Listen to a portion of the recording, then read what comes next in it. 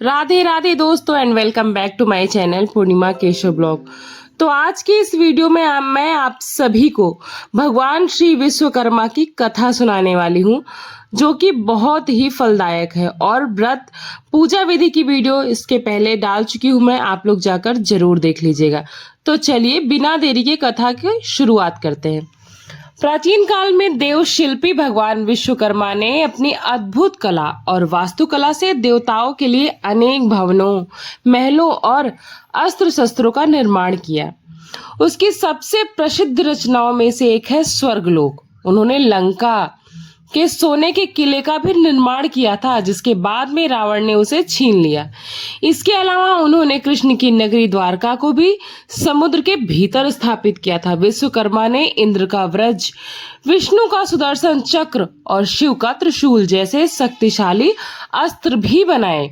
उनका जीवन देवताओं और असुरों के बीच संतुलन बनाए रखने में बहुत ही महत्वपूर्ण रहा। कई ऋषि एक दिन धर्म क्षेत्र में इकट्ठे हुए और उन्होंने सूत जी से पूछा, हे महात्मा, आप हमें बताइए कि विष्णु के कई रूपों में से कौन सा बड़ा और महत्वपूर्ण है। सूत जी बोले, हे ऋषियों, आप सबने बड़ा ही अच्छा सवाल पूछा है, जो कि हमारी दुनिया के भले के लिए है। अब मैं आपको भगवान विष्णु के सबसे अद्भुत रूप के बारे में बताऊंगा। भगवान विष्णु के कई रूप हैं, लेकिन उनमें से जो सबसे बड़ा और सबसे खास है, उसे ध्यान से सुनो। उस दिव्य रूप का सिर्फ स्मरण करने से बड़े बड़े पाप खत्म हो जाते हैं, इसमें कोई भी शक नहीं है। एक बार लक्ष्मी जी ने भी यही सवाल भगवान विष्णु से पूछा था। लक्ष्मी जी ने पूछा, हे प्रभु, आपके कई रूपों की लोग पूजा करते हैं, क्या ये सभी रूप समान हैं या इनमें से कोई खास और गौड़ भी हैं? भगवान विष्णु बोले, जब मैं पूरे ब्रह्मांड को अपनी आत्मा में समाहित करता हूँ, तब मैं एक साथ कई रूप धारण करता हूँ। मैं अपनी माया के प्रभाव से ये रूप बनाता हूँ।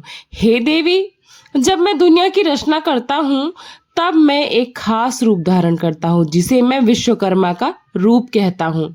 इस रूप में मैं सबसे पहले ब्रह्मा को रचता हूँ, जो यज्ञ और वेदों का ज्ञान फैलाते हैं। फिर मैं ब्रह्मा को शिल्प विद्या सिखाता हूँ, जिसे दुनिया की तमाम रचनाएं होती हैं। यह विश्वकर्मा का रूप मेरे सभी रूपों में से सबसे ज्यादा महत्वपूर्ण है। यही वह रूप है जिससे पूरी दुनिया का निर्माण होता है। जो इस दिव्य रूप का ध्यान करता है, उसके सभी कष्ट समाप्त हो जाते। इस तरह विष्णु जी ने अपने विश्वकर्मा रूप का महत्व बताया, जो कि पहले अध्याय में है। फिर दूसरे अध्याय में है। सूत जी बोले, हे ऋषियों, जब भगवान विष्णु ने लक्ष्मी जी को अपने दिव्य के रूप में बताया तो वो चुप हो गए। तब ऋषियों ने सूत जी से पूछा, हे महाराज, ये दिव्य संवाद कैसे जाना और भगवान विष्णु के विश्वकर्मा रूप संसार में कैसे प्रसिद्ध हुआ? सूत जी ने कहा, हे मुनियों, सुनो, मैं तुम्हें बताता हूँ यह बात मुझे कैसे पता चली। एक महान ऋषि थे जिनका नाम था अंगिरा। उन्होंने हिमालय के पास गंगा किनारे बड़ी तपस्या की। उन्होंने बारिश में बिना छत के, सर्दी में ठंडे पानी में और गर्मी में तेज धूप में तप किया, लेकिन फिर भी उनका मन बहुत बेचैन रहता था, जैसे कोई हिरन इधर उधर भागता रहता है। फिर अचानक आकाश से एक आवाज आई, हे तपस्वी, तू व्यर्थ में मेहनत कर रहा है। जब तीर अपने निशाने से भटक जाता है तो लक्ष्य कैसे भेदेगा? तेरी भी यही हाल हो रही है। संसार का निर्माण करने वाले महान विश्वकर्मा का ध्यान कर। वह 5 मुख और 10 भुजाओं वाले दिव्य रूप में है, जिन्हें सरस्वती और लक्ष्मी भी पूजते हैं। उनका ध्यान कर और तुझे सुख की प्राप्ति होगी। यह रूप स्वयं भगवान हरि ने क्षीर समुद्र में बताया था। उनके ध्यान से आज मेरे भी रोंगटे खड़े हो जाते हैं। अमावस्या के दिन सभी काम छोड़कर व्रत रख और विधि पूर्वक श्री विश्वकर्मा जी की पूजा कर। यह सुनकर अंगिरा मुनि बहुत हैरान हुए और उन्होंने श्री विश्वकर्मा का ध्यान करना शुरू कर दिया। ध्यान के दौरान उनके मन में शिल्प कला का ज्ञान अथर्ववेद विद्या आ गई। उन्होंने विमान और अन्य शिल्प कला की रचनाएं की जो संसार को श्री विश्वकर्मा जी की कृपा से मिली हैं। तभी से विश्वकर्मा जी का रूप संसार में प्रसिद्ध हो गया। इस कथा को सुनने वाले हर व्यक्ति को ज्ञान की प्राप्ति होती है। यह रूप संसार के लिए बहुत लाभकारी है। जो इस रूप का ध्यान नहीं करता है वो वास्तव में पापी है। यहाँ पर दूसरा अध्याय समाप्त होता है। तीसरे अध्याय में, हे महाराज, जब आपसे श्री विश्वकर्मा की कथा सुनते हैं तो मन की तृप्ति होती है। जैसे देवताओं को अमृत पीने से तृप्ति नहीं मिलती, श्री विश्वकर्मा जी की कहानी सुनने की इच्छा बार बार बढ़ती जाती है। जैसे हवा से आग और तेज हो जाती है। सूत जी ने कहा, हे मुनियों, एकाग्र होकर श्री विश्वकर्मा की दिव्य कथा सुनो, जो सबके पूजनीय और सच्चिदानंद हैं। प्राचीन समय में एक राजा थे जिनका नाम प्रमंगत था। वह राजा अपनी प्रजा का बहुत ध्यान रखते थे, जैसे माता पिता अपने बच्चों का रखते हैं ना, बिल्कुल वैसे ही वह धर्म के कामों में कभी भी लापरवाही नहीं करते थे और अपनी प्रजा को प्रेम से शासन करते थे। कभी भी अपनी प्रजा पर अत्याचार नहीं करते थे। राजा का राज्य बहुत सुखी था, उसमें कोई भी बुरा या दुष्ट व्यक्ति नहीं था। राजा की पत्नी कमला भी सती, विदुषी और धर्म कर्म में बहुत ही निपुण थी। एक बार राजा को अचानक कुष्ठ रोग हो गया। उसने बहुत इलाज कराया लेकिन उसका रोग ठीक नहीं हो रहा था। रोग से राजा बहुत परेशान हो गए थे। ऋषियों ने पूछा, हे सूत, यह बताओ कि धर्म से राज्य करने वाले राजा को यह रोग कैसे हो गया? अगर धर्म करने वाले को भी रोग हो सकता है तो लोग धर्म करने में विश्वास कैसे करेंगे?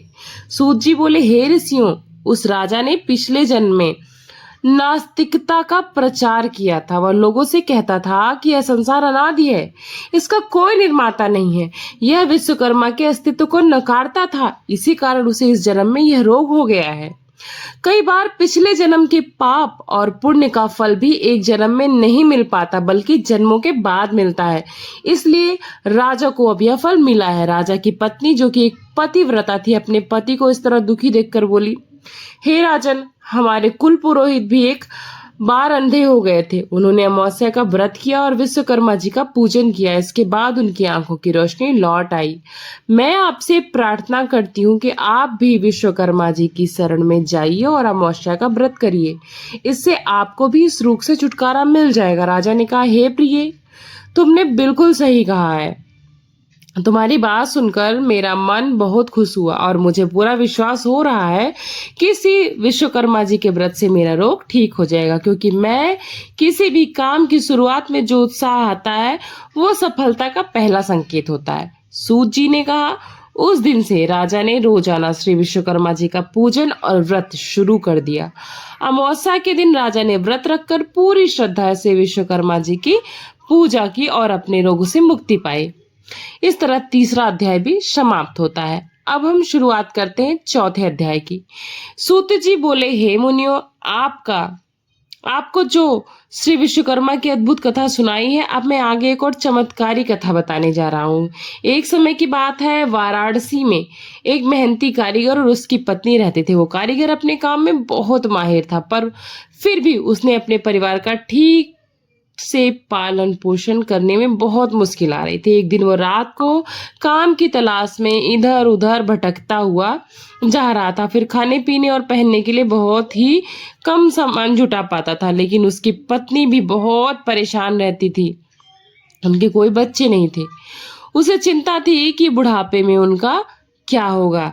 वह इस चिंता में मंदिर और संतों के पास जा जाकर पूजा पाठ, तंत्र मंत्र करवाने लगी ताकि उन्हें संतान की प्राप्ति हो जाए, लेकिन उसे हर जगह धोखा ही मिला। कुछ लोग उसे गलत बातों में उलझाते थे, कोई नकली ताबीज या मंत्र दे देता था। उसकी हालत ऐसी हो गई थी जैसे मृग जल की तलाश में दौड़ता है, फिर पानी नहीं मिलता है। उस महिला के आसपास के लोग भी उसे गलत ही सलाह देते थे। कोई कहता था कि देवता उसकी समस्या हल करेंगे, तो कोई उसे सफेद भस्म देकर घर भेज देता था।